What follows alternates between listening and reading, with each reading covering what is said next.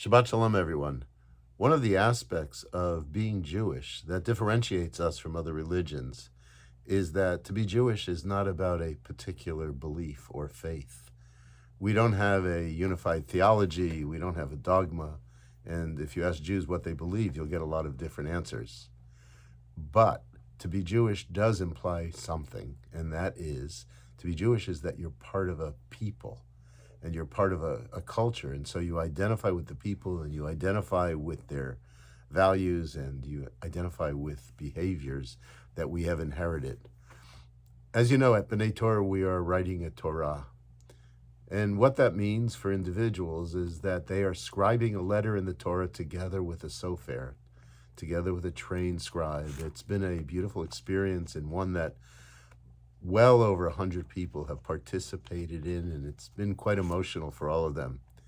I want to share the experience that I had this past week that really brought home an aspect of belonging and an aspect of belonging to a community that is centered on a Torah.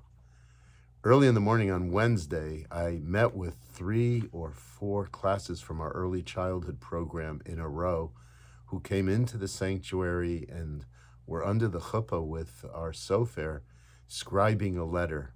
And we talked about the meaning of that. The kids were fascinated. The parents were very engaged in it. And as we were doing that, I was looking at the kids and thinking that this is a way that they are connecting themselves to the history of our people, telling them that this is the oldest book that they will ever see. The Torah is thousands of years old, and it is kept alive through our people. Over the course of the day, many more people scribe, but then at the end of the day, 2 groups of Holocaust survivors came into the sanctuary, and they also scribed the Torah. And as they scribed the Torah, I thought about the fact that this Torah represents their future, because the Torah is going to be with us, and the Torah is going to be with the Jewish people for generations and generations.